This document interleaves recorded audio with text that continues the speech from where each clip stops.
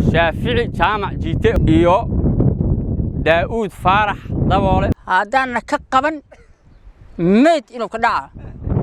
أنا كهجدون أنا عوا يمالن يهبن يقل مني أنا أقولين oo aniga hadla nabar la igu gaarsiiyay oo dhaawacanahay oo hadda aan dhaawacayn dilanahay wixii dhimtaana malakumowdkoodu galaana dhimaha inaan sharaf ku noolaano ama sharaf ku dhimanaana diyaar u nahay ma ogolin dhirtaas in la baabaasho haddaana la ka joojin geeriyaan qaadan war ma qaadana geerida waryaaye ma qaadana daad ma naga taa waxaan ka hadlaynaa dhibaato ka jirta deegaanka xaarxaar dadkaan aad u jeedaan banaanbax ka banaanbaxaya arrin ka jirta xaarxaar deegaanka xaarxaar waaye arrintaasoo dhirta jaristeeda beeraynteeda horay sharci uga degsanaay oo waraaka degmada iyo isteeshigaba hore uga yiilay go'aan ka gaareen deegaankaasu inaan la jarin dhirta inaan la beerayn inaan la qodin oo qodista ama matoorka oo kale ama bacda oo kale inaan la qorin go'aan oo ka yiilay kabacdi ayaa waxaa dhacay dad shakhsiyaada oo waddanka duulan ku ahay garabna ka haysta maamulka degmada Gurceel qayb ka mid ah ayaa ku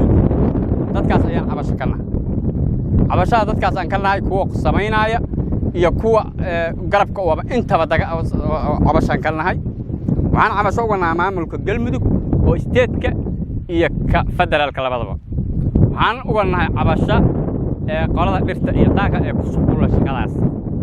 kabacdi laba shakhsi oo arrintaasi gooni ah dhulkaas xaalufka ka jira iyo baabi'inta oo qalab qaatay shaafici jaamac jiite oo ah gadoomiye ku xigaha maamulka Gurceel ee degmada iyo daawud faarax daboole oo ah xildhibaan golaha deegaanka ee haddana golaha joogtada ah intaasna xibinta dadku ku metelay aan ahay oo koonfurta aan ka soo jeedno deegaanka maadaama aan ahay deegaanka xaarxaar ayaan waxaan ka rabnaa مسؤولين أما كسر ريدا أما الحلك السمن أما كبر ريدا وحن كربنا إني نمن كاس نجقبتان نبقى كل عي ماشى أصدقائي كشال نبقى كل عي حبذا كل عي كان هذا اللي كل عي تذكر اسكو ديل جارين إلهي بكلا بحشي هذا يسوع السودان وحان ربنا إن لقى سوق جار ماشى تبقى لول يترقي مدك حيان تذكر اسكو ديل أنا وكلا صوب بعيد أيام وحن كربنا إن نجقبتان معامل Galmudug oo isteedka iyo federal banaanbaxa weyn oo saako ugu soo banaanbaxnay bulshada xaarxaar ay ku soo banaanbaxeen waxaan nahay cabashaan nahay waxaan ka cabanaynaa dad dhirta jaraya oo cagafya wata oo haddii alla ku dhirtanadii ku soo duulay ayaan cabasho ka nahay waxaan cabasho uga nahay dawladda Galmudug iyo midda federaalka intii ka dhaxayda cabashaan kana cabashadaas waxaan rabnaa in cabashadana la qabto markaan cabasho ka gudubno shakhsiyaadana gaara leh oo haddii ba alla ku rooyahay dawladda ku jira deegaankana ku jira ayaa nagu soo duulay ayaa arrintaas wata shakhsiyaadka dawladda ku jira waxa waaye in jaamac jiite iyo ninka la yiraahdo daawud faarax daboole labadaas nin oo dawladda nooga mid ah waaye nimanka arrintan wata oo inta laaluush qaatay baabi'inaya dhirta ku baabi'inaya waxaan ka rabnaa mas'uuliyiinta ka korayda inay naga qabato nimankaas saasaan ka rabnaa hadda ka hor dhulka hadda ay falayaan dad badan ayaa laga gubay oo laga celshay oo deegaanka ku celshay waxaan rabnaa in nala ka qabto nimankaasaan rabnaa waxaan u baahanahay aan cabashada ka nahay waxa weeye hadda ka hor dhirta waxa ka til sharuuc ee ayagu saxiixeen oo dhirta lagu celinayo oo maamulku haddii alla ku roon yahay saxiixay oo degmada taal oo isteeshinka taal ayaa jirta waraaqdaas ayaa jirta oo lagu celinayo dhirta lagu celinayo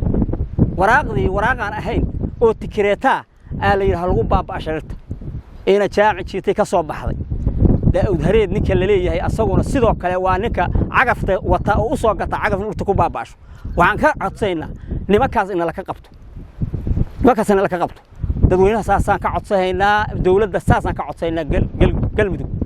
dadka maamulka Galmudug waxaan ka codsanaynaa oo cabasho ka nahay dadkaas cagafta wata oo dhulkii baabiyaha inay naga qabtaan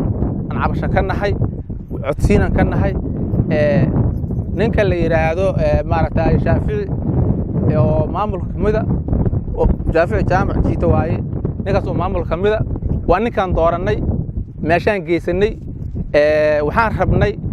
inuu dhirta iyo daaqa iyo waddanka uu ka shaqeeyo in asagii marka uu soo aado dhirtii wax ka baaba'asho xukum iyo maaragtay uu leeyahay oo xuga baabashana waa wax nagu xadgudub ah waxaan rabnaa ninkaas in la ka qabto oosan dhirta iyo daaqa oosan naga baabi'in Daawud Faaraxna waa ninkaasna cagafta leh oo ninkaas shirka ayuu leeyahay waxaan rabnaa dawladda Galmudug qaybteeda gibigeedba inay naga qabato ninkaas iyo nabaas nin oo dhirta naga baabiyahay waxaa kaloo jira dhirtu waxay u baahan tahay in la celiyo haddii qof walba say rabta ka yeesho waxaa imaahe in meel la mara la waayo waanan ogolayn waanan ogolaahayn waanan ogolaa doonin dawladdu ha ogaato islaamku ha ogaado caalamku ha ogaado ma aan ogolin reer xaarxaarow waxaan horta cabashada ka nahay dhirta la baaba'aa oo cagafyada la geliyaa maamulka iyo shaatigana nala soo gashaday inaan iska celino go'aan ma naga tahay inaan iska celino go'aan ma naga tahay darya daacad ma naga tahay daacad ma tahay dhimashaan ka jirnaa geeriyaan ka jirnaa waa ku dhimaynaa waa ku dhaawacmaynaa wixii dhintaana malakumowdkoodu galaana dhimahaa inaan sharaf ku noolaanno ama sharaf ku dhimanaana diyaar u nahay ma ogolin dhirtaas in la baaba'asho in la jara ma ogolin dadka shakhsiyaadka gaarkaa leh oo shaatiga dawladda wato oo annagu ognahay oo la magacaabo magacooda ku celceli maayee aan cabasho ka nahay haddaana laka joojin geeriyaan qaadan war ma qaadanna geerida waryaaye ma qaadanna daacad ma naga tahay ina Shaafici jaamac jiite iyo ninka la yiraahdo Daawud Faarax Daboole oo cagafta iskale oo guryahanagii noogu keenay oo dadkii nooga baabashay oo caradii dhammeed nooga xasuuqay oo aryaalkii meelan ku ood qaadan aan weynay oo aniga hadla nabarra laygu gaarsiiyay oo dhaawac nahay oo hadda aan dhaawac ahayn dilanahay intaas waxaan ka nahay xawaaye maxaa tiraahdahay cabashan ka nahay waxaan u sheegaynaa dawladda waxaan u sheegaynaa wasaaradda dhirta iyo daaqa inay maxaa tiraahdahay waxaas wax ka qabtaan oo naga celshaan annaga xoolahanagi waa baabeen meelan marna waa weynay meelan xoolihii ku soofsanna waa weynay meeshaas waxaa ka dhacay dagaal aad u ba'an oo la isku dilay inaan waxaan rabnaa meeshaas nala kaga celsho dadka saas u soo duula dawladda taasan ka codsaynaa meesha haddaan ka qaban meed inuu ka dhaca oonaan ka haga doon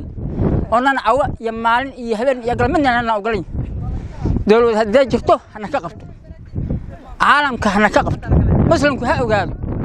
gaala iyo muslim wixii jira ha ogaadeen waxaan ka codsahaynaa labada nin oo laaluuska qaatay oo ilmaha siistay nin hantile oo geel oo ari oo lacag oo ilmihiisa dabadaha aadeen ariyaa guyahayigi ku faagaha agafayna dabad u gasheen waxaan ka codsahaynaa dawladda inay ka qabato jaamac jiito iyo ina Faarax Daboole